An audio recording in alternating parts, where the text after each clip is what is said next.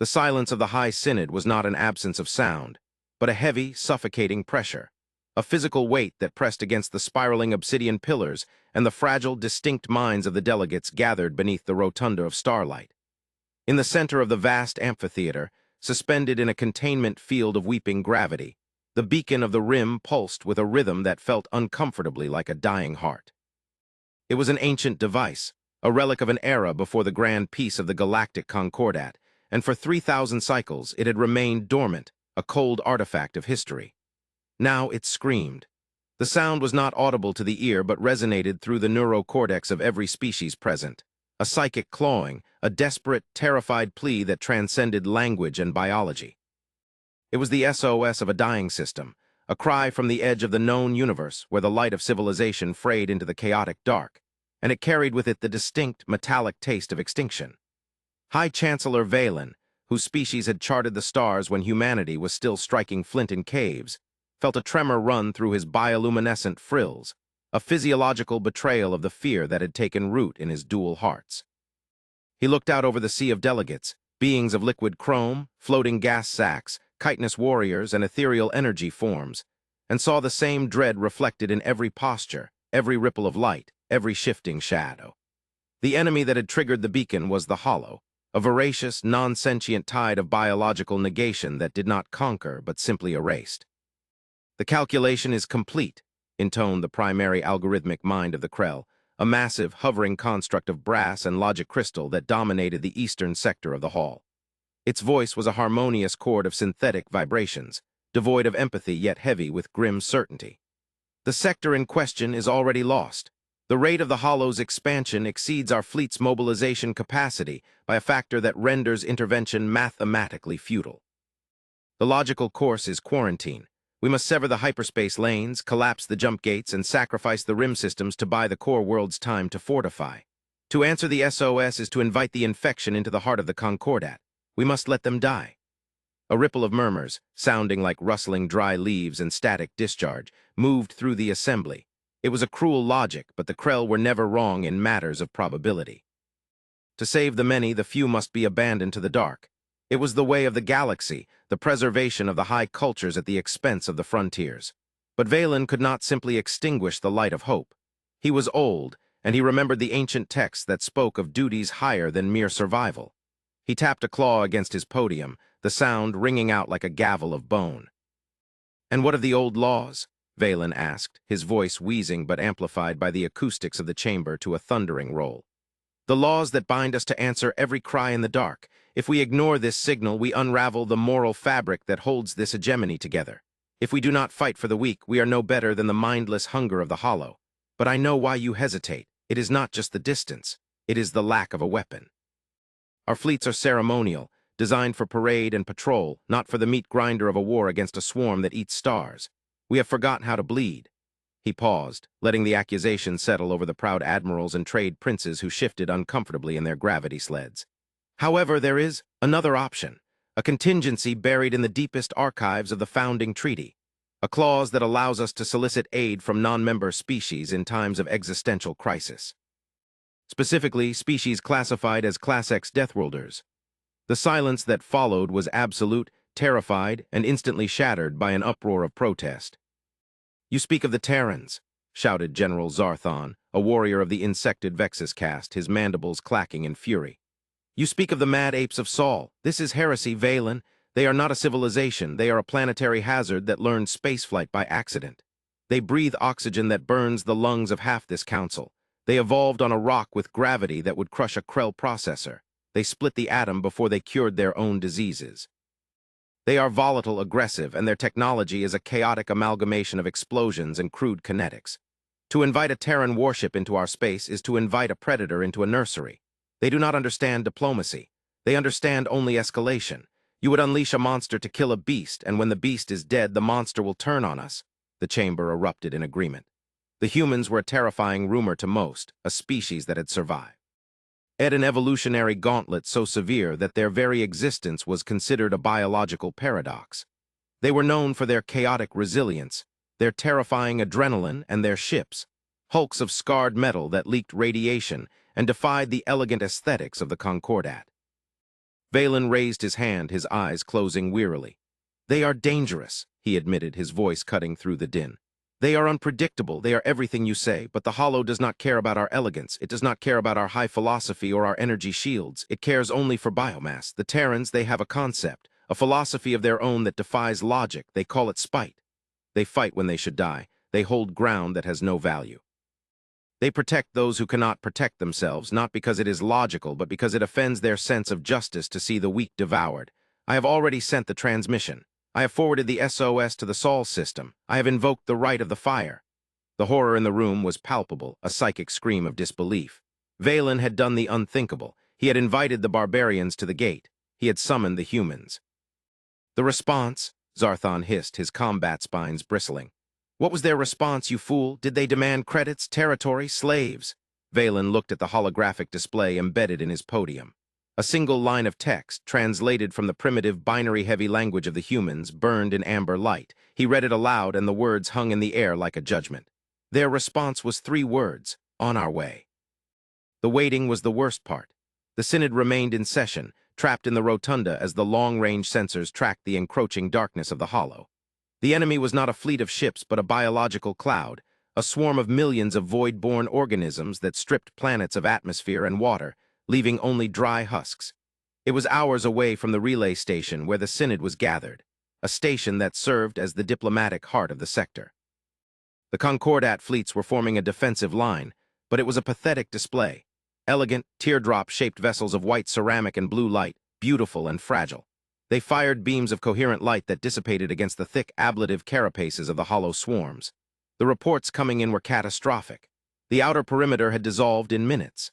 The screams of dying crews filtered through the comms channels, a chorus of despair that made the delegates weep and pray to their various deities. And then the sensors registered a gravitational anomaly of impossible magnitude. It did not come from the hyperlanes. The humans did not travel along the safe, established currents of spacetime used by the civilized galaxy. They tore through the fabric of the void. Space ripped open, bleeding a violent violet Cherenkov radiation that blinded the delicate sensors of the Concordat ships. A tier in reality formed directly between the fragile Concordat line and the onrushing wall of the Hollow. It was jagged, unstable, and terrifyingly raw. From this wound in the universe, the ship emerged. It was not beautiful. It possessed none of the graceful curves or glowing engines of the alien fleets. It was a block of darkness, a brutalist slab of gray metal that seemed to absorb the starlight rather than reflect it. It was immense, a floating mountain of armor plating, scarred by meteorite impacts and the burns of forgotten battles. It bristled with kinetic batteries, missile silos, and railgun arrays that looked like the quills of an angry beast. It leaked heat, it leaked noise, it felt angry. Its engines were not silent gravity drives, but roaring pillars of nuclear fire that vomited thrust into the vacuum. The sheer mass of it caused the nearest Concordat frigates to drift off course, caught in its gravity well. "Identify," the traffic control of the Synod station screamed, panic lacing the transmission. "Unknown vessel, you are in a restricted combat zone. Identify." The reply came not as a digital handshake, but as an analog audio broadcast, heavy with static and the background thrum of massive turbines. The voice was deep, calm, and terrifyingly casual given the apocalypse unfolding outside. "This is the United Earth System's heavy crisis intervention vessel Sword of Damocles. We received a distress call. We are here to assist. Clear the line of fire. I repeat, clear the line of fire. We are deploying the screen." "Screen?" General Zarthon watched the tactical plot in confusion. "They are one ship. The Hollow is a swarm of millions. What screen can one ship deploy?" He watched as the human vessel rotated, presenting its broadside to the enemy. The alien general expected energy shields, the shimmering bubbles of coherent light that protected all civilized vessels. Instead, the human ship vented atmosphere, massive distinct plates. On its hull shifted, locking into place. It did not raise a shield, it simply braced itself. And then the guns spoke. It was not the elegant whine of lasers. It was a thunderclap that vibrated through the vacuum, transmitted by the sheer density of the exhaust gases.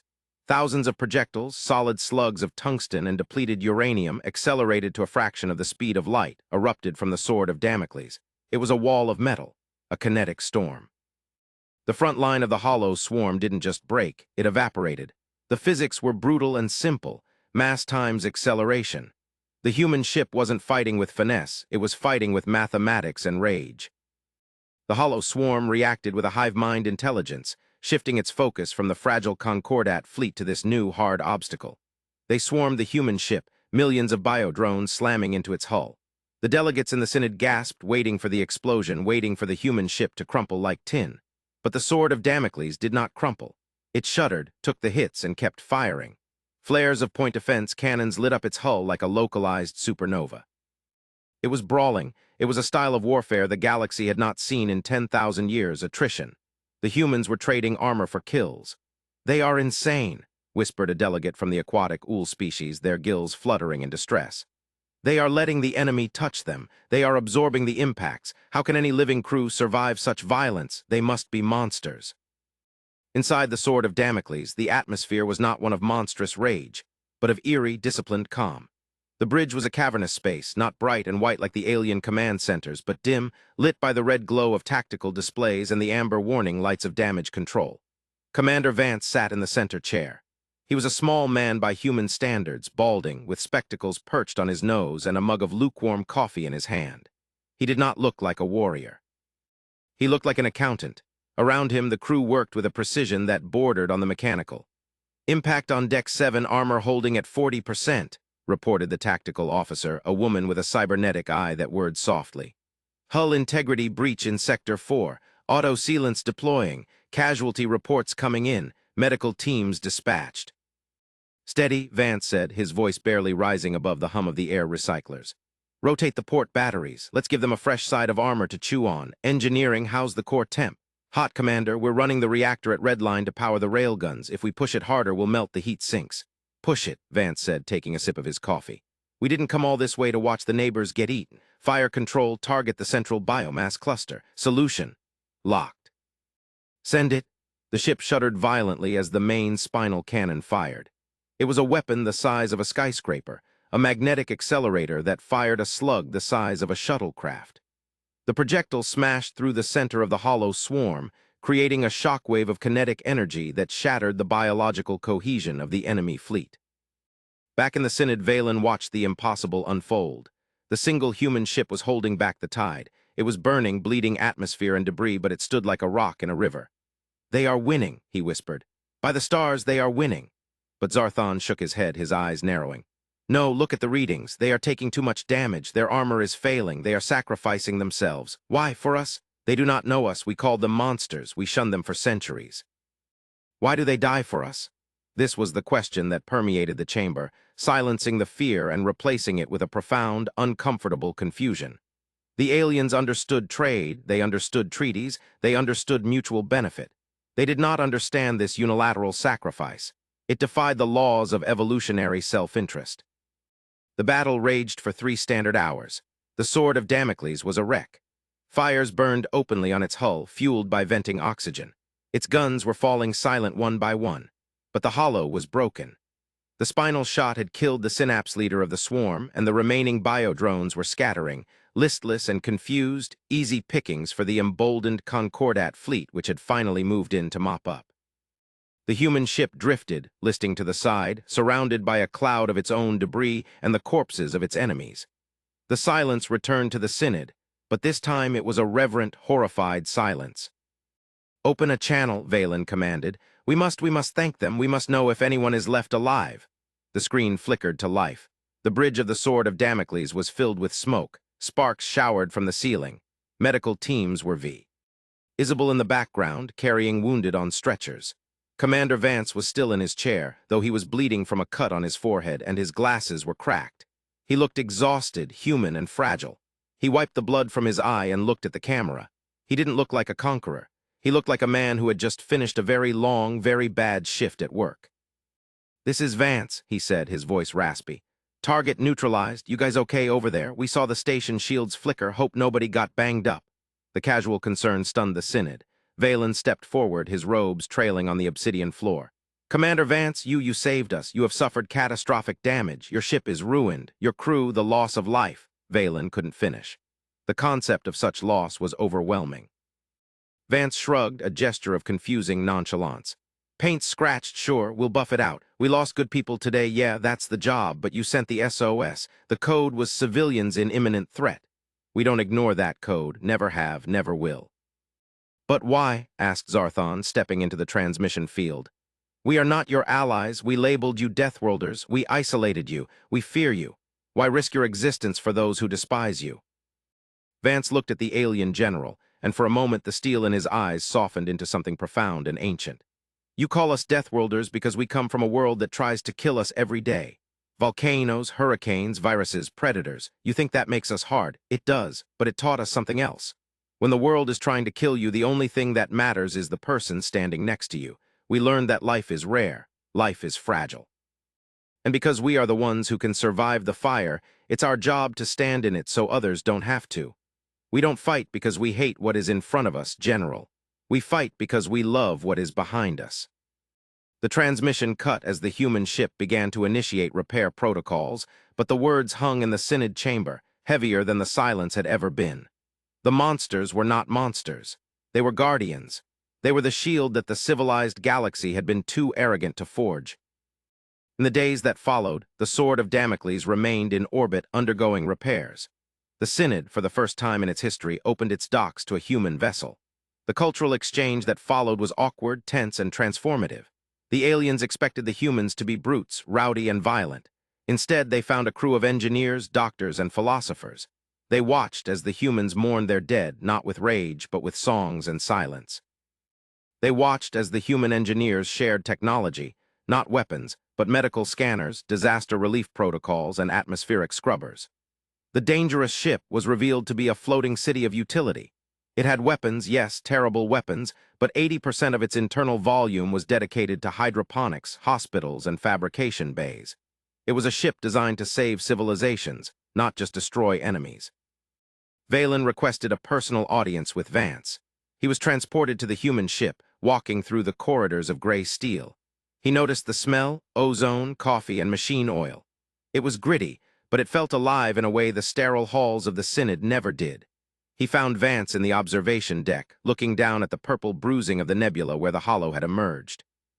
"Commander," Valen said, bowing his head, a gesture of submission he had never offered another species. "The Synod has voted. We wish to offer Saul a seat, a permanent seat, and we wish to apologize. We mistook your strength for aggression. We mistook your capacity for violence for a desire for it." Vance didn't turn around immediately. He watched the stars. "We don't want a seat, Chancellor. We're not politicians. We're janitors. When the mess gets too big, you call us. We clean it up. We go home." "But you cannot stand alone," Valen insisted. "The hollow, it was a scout. The Krell logic minds have analyzed the trajectory. There is more coming, a tide that will consume the galaxy. You are strong, Commander, but one ship cannot stop the dark." Vance turned then, and a small, sad smile played on his lips. "We know. That's why we didn't just bring a gun. We brought the key." "The key?" "The SOS you sent," Vance explained, walking over to a console and keying up a holographic display. "It wasn't just a distress signal. It was a frequency, a harmonic. You didn't know what you were broadcasting, did you? That beacon is precursor tech. It's not a phone, it's a lock, and it needs 2 keys to turn. One from the light, that's you, the civilized, the high-energy societies, and one from the dark, that's us, the survivors, the mud crawlers." Vance pressed a button, and the display shifted to show the galaxy not as a map of stars, but as a map of dormant networks. Lines of light connected the systems, forming a web that spanned the spiral arms. "The hollow isn't an invasion, Chancellor. It's an immune reaction. The universe is dying. Entropy is winning. The hollow are just the white blood cells clearing out the dead tissue. The precursors built a system to reboot the galaxy, to revitalize the stars, to push back the entropy. But they knew that a species that was only peaceful would lack the will to activate it, and a species that was only violent would destroy it. So they split the activation sequence. You have the beacon. We have the code." Valen stared at the map, his mind reeling. The scope of it was beyond comprehension. The war he thought they were fighting was merely a symptom of a cosmic disease. You intend to activate this network." "We intend to try," Vance said. "But we can't do it alone. The sword carries the interface, but we need your energy grid. We need your navigators. We need the Krell's processing power. We need the Ool's hydrosynthesis. We need the Vexus's discipline. We don't want to rule the galaxy, Valen. We want to save it. But we need you to trust us, not as your protectors, but as your partners." The realization hit Valen with the force of a physical blow. The humans hadn't just come to fight a battle, they had come to initiate a renaissance.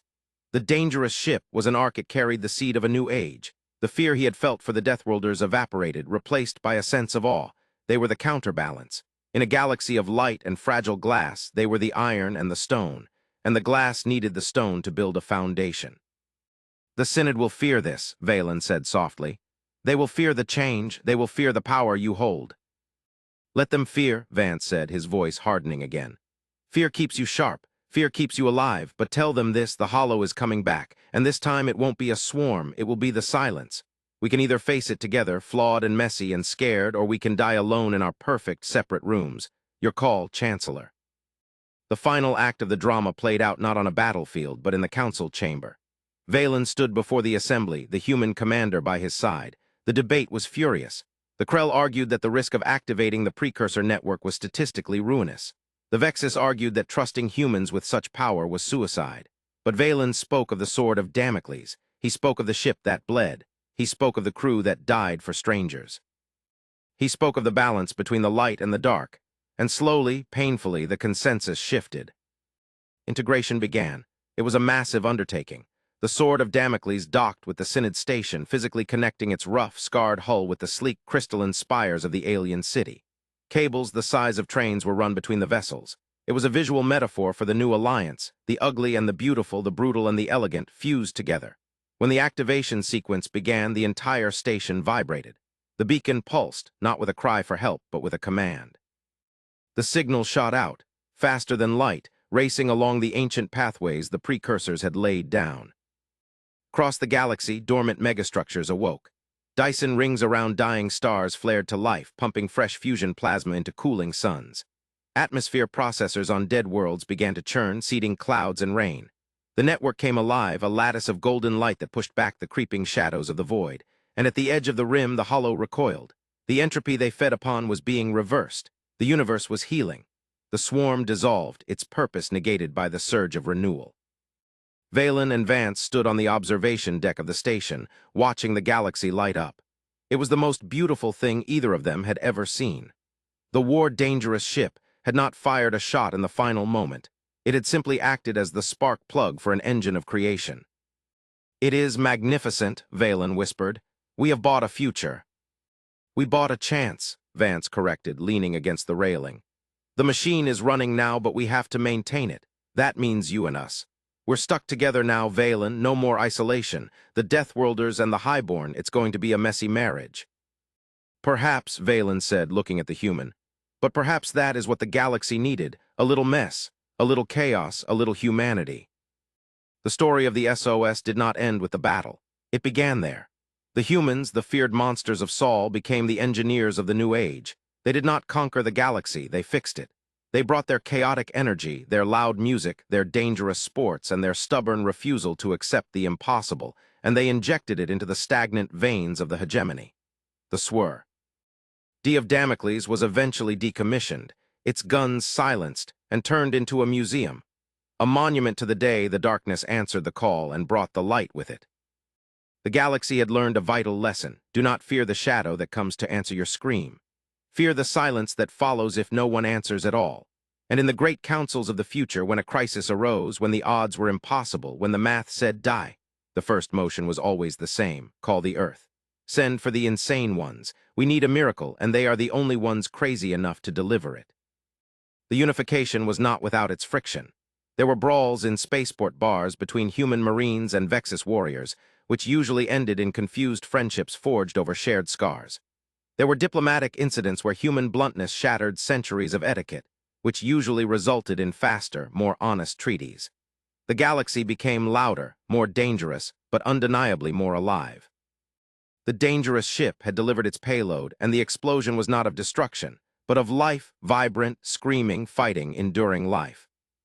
Years later, Valen, now retired and resting in the warm pools of his homeworld, would tell the hatchlings the story. He would tell them not of the golden fleets or the wise algorithms, but of the ugly gray ship that fell out of the sky. He would tell them of the humans.